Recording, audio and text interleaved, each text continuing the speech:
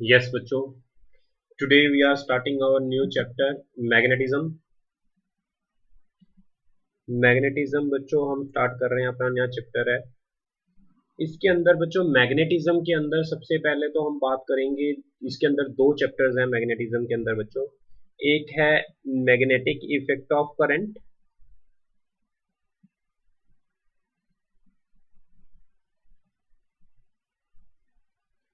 Second है बच्चों pure magnetism. ये दो चैप्टर हैं इसके अंदर.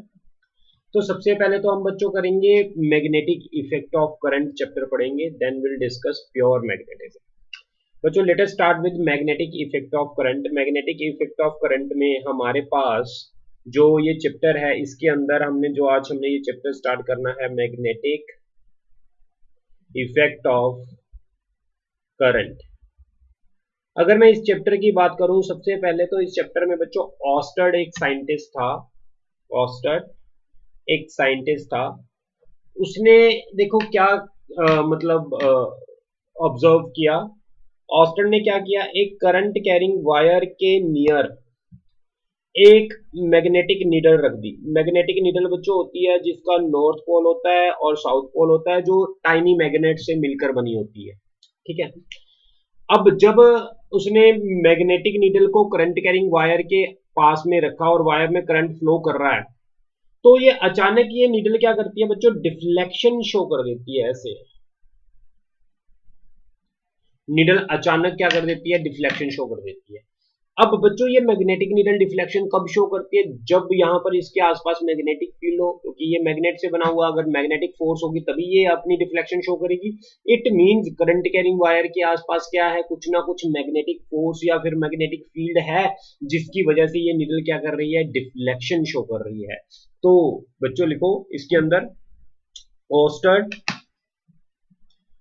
ऑस्टर्ड observed, write down, Oersted observed when a magnetic needle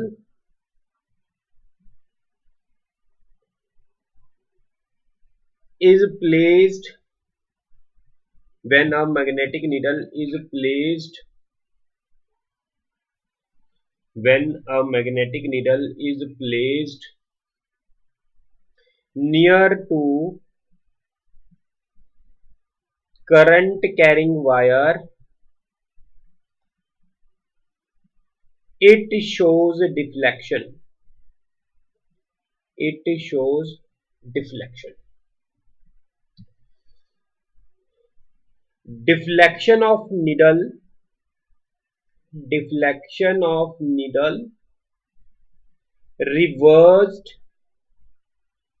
Deflection of needle reversed when current in a wire is reversed. कहता करंट की डायरेक्शन को अगर उल्टा कर दे तो नीडल की रिफ्लेक्शन भी उल्टी हो जाती है. अगर इस तरह करंट जा रहा है, करंट अगर ऐसे जाने लग गया तो नीडल जो ऊपर को डिफ्लेक्ट कर रही है वो नीचे को डिफ्लेक्ट करेगी. इसके अंदर इसने और भी देखा, needle shows no deflection. Needle shows no deflection. Needle कोई डिफ्लेक्शन शो नहीं करती when when when no current in the wire. अगर वायर में कोई करंट नहीं होता तो नीडल कोई डिफ्लेक्शन शो नहीं करती. ठीक है. और बच्चों इसके बाद ऑस्टन ने क्या देखा, अगर ये नीडल को उठा के वायर के ऊपर रख देता है तो भी नीडल कोई डिफ्लेक्शन शो नहीं करती. Needle is placed in same line as current carrying wire. And needle shows no deflection when no current in the wire and needle is placed in same as current carrying wire. अगर इसके ऊपर रख देंगे तो भी ये needle deflection show नहीं करती. तो फिर उसने कंक्लूजन क्या निकाला, needle कब डिफ्लेक्शन शो करती है, जब लिखो बच्चों आगे conclusion.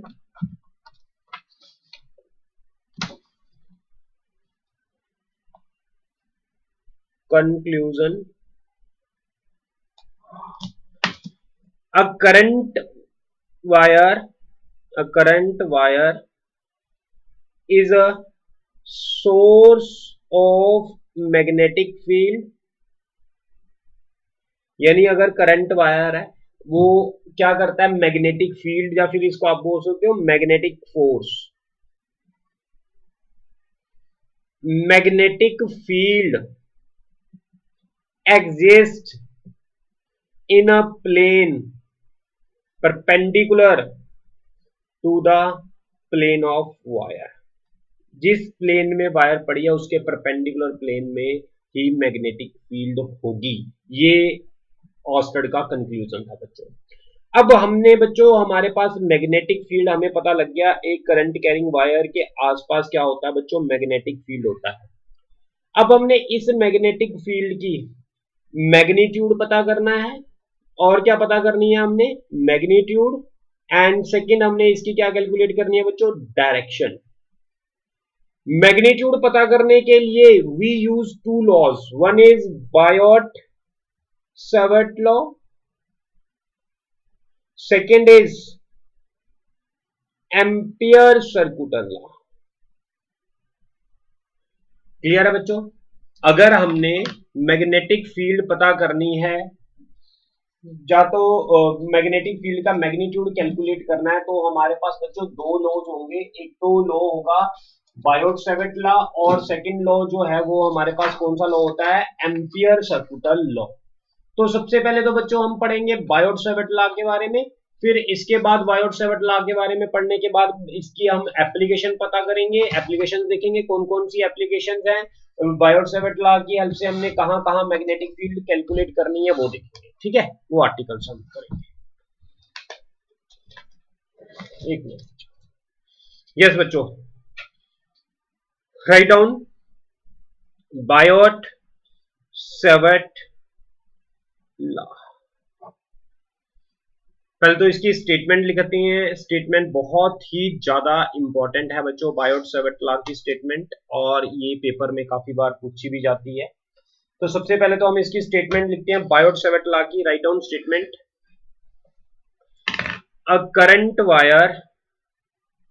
A current carrying wire produces a magnetic field around it. Biot-Savart law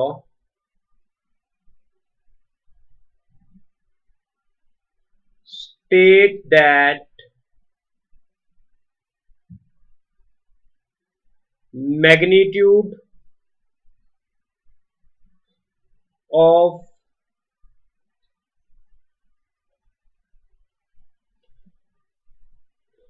magnetic field dB due to current carrying element dl vector at any point p at a distance r from it is given by देखो बच्चों, Biot-Savart law क्या कहता है, एक wire है जिसके अंदर current I carry कर रही है वायर। इस वायर के एक छोटा सा टुकड़ा हम मान लेते हैं, उसकी लेंथ को मैंने क्या मान लिया, dl। इस छोटे से टुकड़े की वजह से इस वायर के परपेंडिकुलर प्लेन में जो मैग्नेटिक फील्ड होगी p पॉइंट पर, कितने डिस्टेंस पर, r डिस्टेंस पर, ये r डिस्टेंस इस करंट कैरिंग एलिमेंट से कितना एंगल बना रहा है बच्चों, थीटा एंगल बना रहा है। ठीक, तो यहां पर जो मैग्नेटिक फील्ड होगी dB, small magnetic field dB, वो किसके इक्वल होगी, म्यू नॉट अपॉन 4 पाई बच्चों IDL sine theta upon r square. ये बिना वेक्टर के अकेला मैग्नीट्यूड है। कहता किसी भी वायर के स्मॉल पीस की वजह से जो p पॉइंट पर मैग्नेटिक फील्ड होगी बच्चों, उसका फॉर्मूला होगा mu naught upon 4 pi IDL sine theta upon r square. तो आगे लिखेंगे where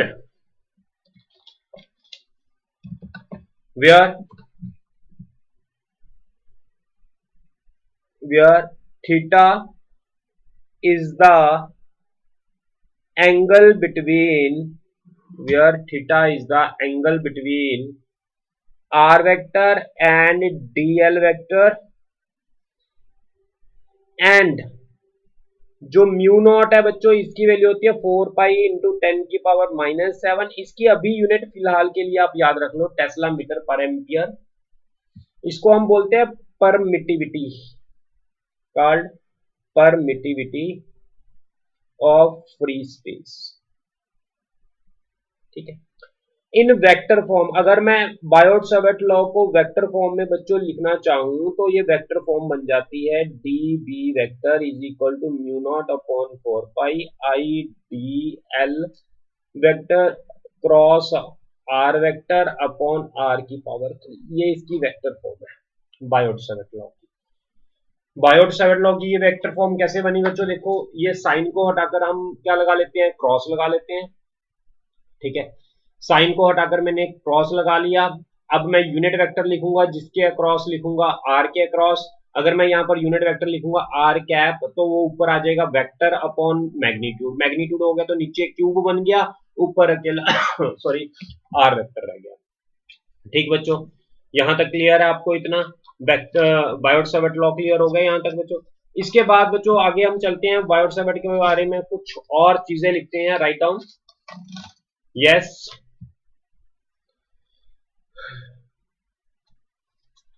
write down direction of db vector is perpendicular to the plane of containing r vector and dl vector। ठीक है, अब इसकी मैग्नेटिक फील्ड की SI unit बच्चों क्या होती है? एसआई यूनिट मैग्नेटिक फील्ड की वो आपने याद रखनी है Tesla. Tesla T is the SI unit of magnetic field. CGS unit जो होती है बच्चों मैग्नेटिक फील्ड की वो होती है गॉस यानी G. 1 tesla is equal to 10⁻⁴ gauss. ये सारी मैं अभी आपको थ्योरी लिखवा रहा हूं कंप्लीट। ठीक है, पहले तो हम कंप्लीट थ्योरी लिखेंगे फिर इसके बाद इसकी एप्लीकेशन पढ़ेंगे। आगे लिखो similarities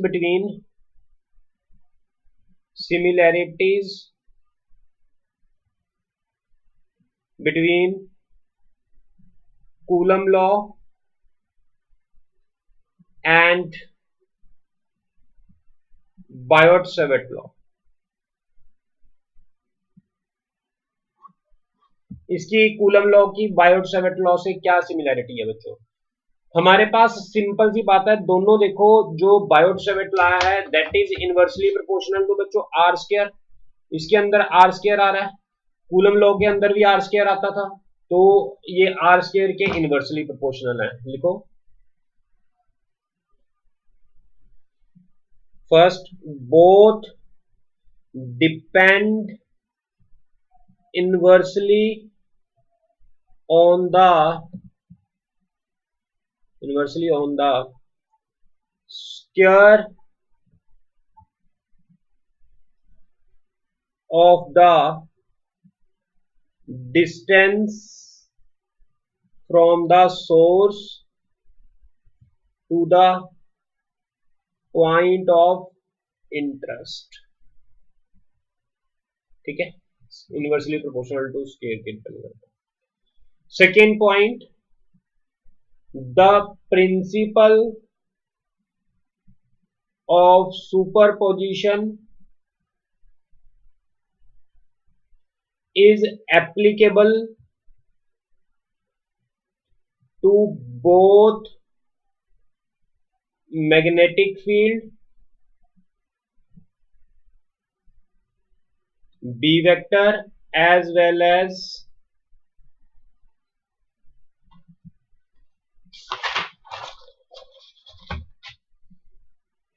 electric field E vector. Clear बच्चों यहां तक? difference between Coulomb's law and Biot-Savart law। दोनों में डिफरेंस क्या है कूलम लॉ और बायोट-सावर्ट लॉ में बच्चों?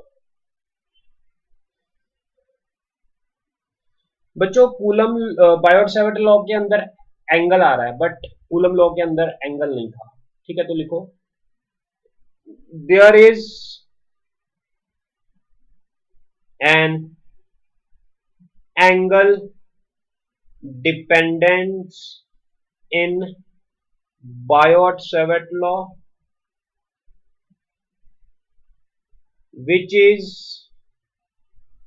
not present in the electrostatic force। Second point,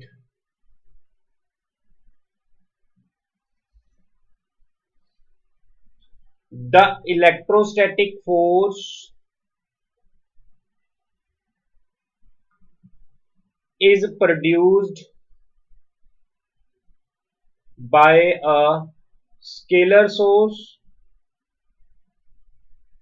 charge q। However, magnetic field produced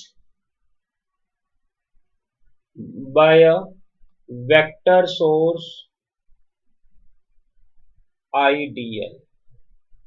बच्चों जो हमारे पास बायोट-सावर्ट लॉ में जो ये आईडीएल होती है इसको बोलते हैं करंट एलिमेंट। ये वेक्टर क्वांटिटी होती है, करंट अकेला स्केलर क्वांटिटी होती है, आईडीएल एक वेक्टर क्वांटिटी। ठीक है, यहां तक ठीक है, आगे चले बच्चों। यस, तो लिखो फिर आगे, राइट डाउन। अब सबसे पहले तो हम बच्चों आगे magnetic field due to straight wire calculate करेंगे, फिर इसके बाद magnetic field due to circular wire calculate करेंगे। स्ट्रेट वायर की वजह से मैग्नेटिक फील्ड कैलकुलेट करने से पहले बच्चों हम एक राइट हैंड थंब रूल कर लेते हैं। डायरेक्शन हमें कैसे पता लगती है, ये तो मैग्नीट्यूड बताया बायोट-सावर्ट लॉ ने। डायरेक्शन के लिए डायरेक्शन ऑफ मैग्नेटिक फील्ड, अगर हमने मैग्नेटिक फील्ड की बच्चों डायरेक्शन बतानी है तो हमें कौन से रूल यूज करने पड़ेंगे? ये अभी हमने मैग्नेटिक फील्ड का मैग्नीट्यूड बताया, dv is equal to mu naught upon 4 pi ideal sine theta upon r square. ठीक है, अगर हमने मैग्नेटिक फील्ड की डायरेक्शन बतानी है तो उसके लिए कौन कौन से रूल यूज करने हैं? तो सबसे पहले लिखो right hand thumb rule.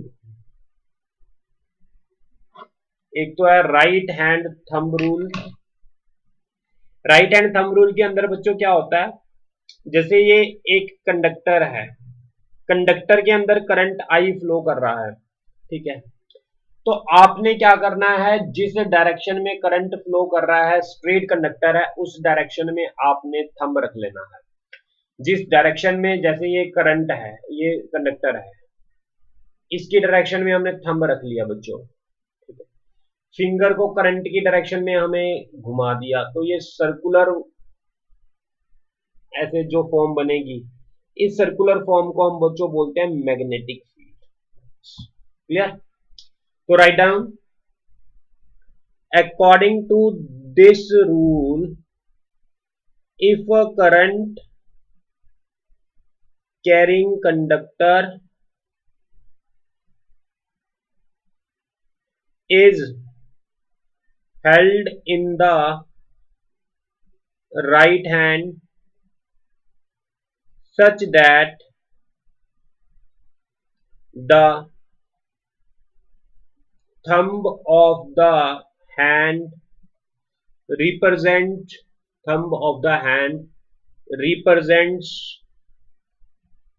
the direction of flow of current,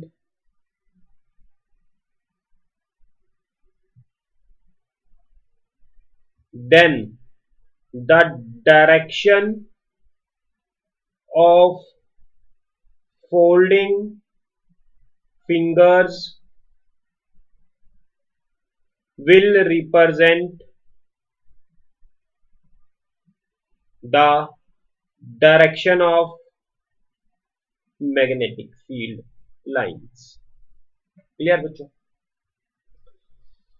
इसके बाद बच्चों राइट हैंड थंब रूल, ये तो मैंने स्ट्रेट कंडक्टर के लिए लिखा था।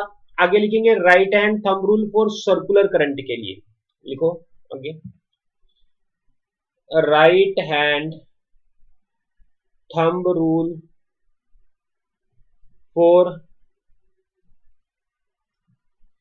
Circular current. अगर बच्चों करंट सर्कुलर फॉर्म में फ्लो कर रहा है, ये स्ट्रेट कंडक्टर की फॉर्म में फ्लो कर रहा था, अगर करंट करे सर्कुलर कंडक्टर में तो लिखो। इसके बाद हमारे पास write down,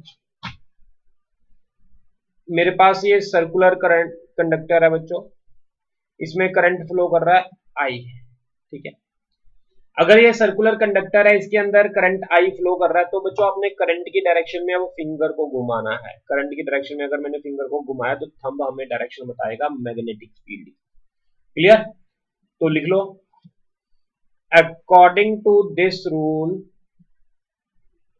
if the direction of current in circular conducting coil